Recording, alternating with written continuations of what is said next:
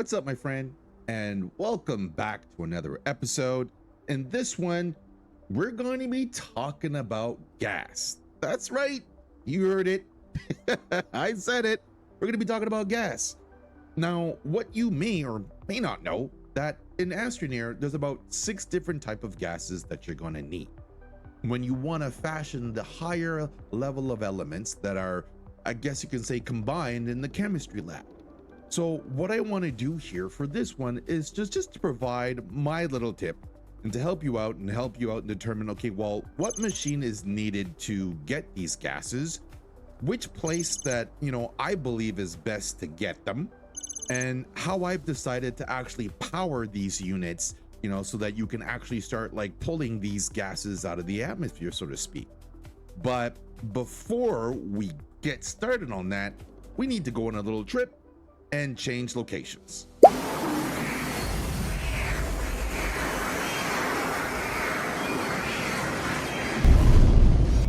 We have arrived. We have arrived. And where are we? We are on Atrox. Atrox. Yes, indeed. Now, first off, Atrox, not a very friendly planet. Nope, not really. We've got very little sun here, very little wind. So what does that mean? Well, Atrox is not really the best planet here in regards to like utilizing the natural resources to sort of, to power these units. Personally, for me, what I like to do is I like to figure out, okay, well, what's the best natural, I guess you could say, attribute of a particular planet. So let's just say if it's all solar, then I'm gonna leverage this, solar panels, or if it's wind, I'm gonna leverage the wind turbines, that type of thing. But for Atrox, nah, it's neither here, man. So you gotta basically get a little imaginative or leverage other power, I guess you can say, sources to get these things going here, right? So, all right, so that's just a little quick rundown on the planet itself, Atrox. Now let's move on. How do we get the different gases that we need to make these complex units in the chemistry lab? Well, it's from these guys right here. If you didn't know, it's the atmospheric condenser. So the atmospheric condensers right here, if we've got, let's see, they're made for the medium printer, okay? They need plastic, glass, and iron, right? And they draw 20 U's of power. 20 U's of power. So this is just my little design for it. So I've got my atmospheric condenser, I've got a large T platform, and I've got the medium gas canister, all set up on the same, on the same platform. And so we've got 1, 2, 3. And as for power, how I've decided to do it now, it's not necessarily efficient, right? But this is like an evolution.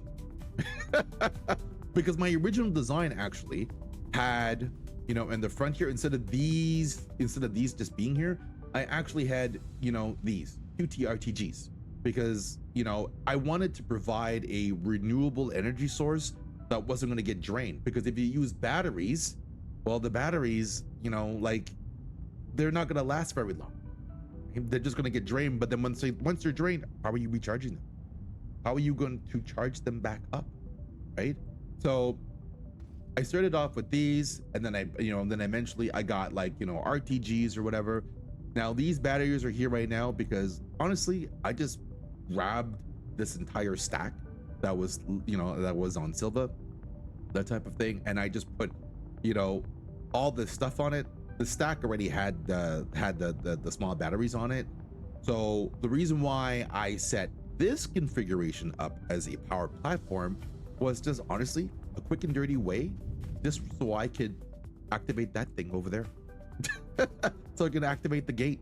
That's about it, right? So in all, what you're gonna need to do is that you're gonna have to find your most efficient way of powering your atmospheric condensers and giving enough power so that, knowing that they're, they provide, they draw 20 U's.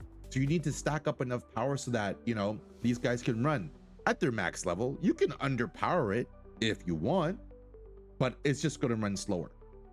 And given the fact that each planet provides, the corresponding gases at different rates, well, you know what, like you're kind of shooting yourself in the foot if you're going to provide less power, and knowing that, for instance, like for Atrox, the like helium is the lower producing one. Well, it's like, okay, well, you're underpowered and you're not getting the max amount of that resource from the planet itself. So it's like you're doubling down on being slow, right? So that doesn't make any sense.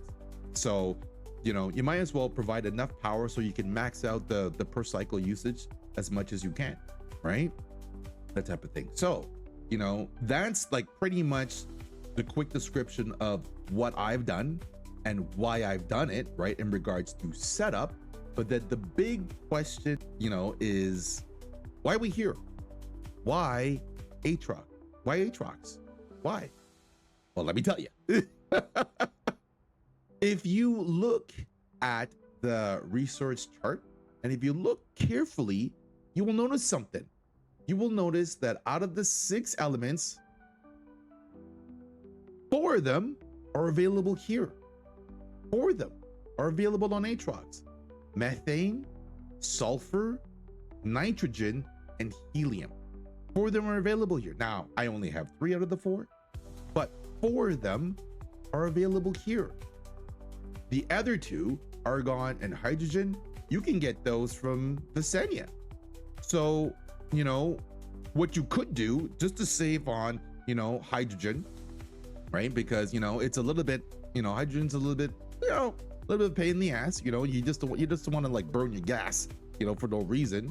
You could literally do something similar to what I've done. You can set up 4 of your gas collections on Atrox, and you can set up the other 2, right, the argon and the hydrogen, on Visenya. So that way you're not necessarily going around all the different planets just to grab the one, like to say, like, well, you know, just to grab the ones that are providing, you know, the 100% or the top end, you know, of the resource. You can literally treat this as your Walmart, one-stop shop.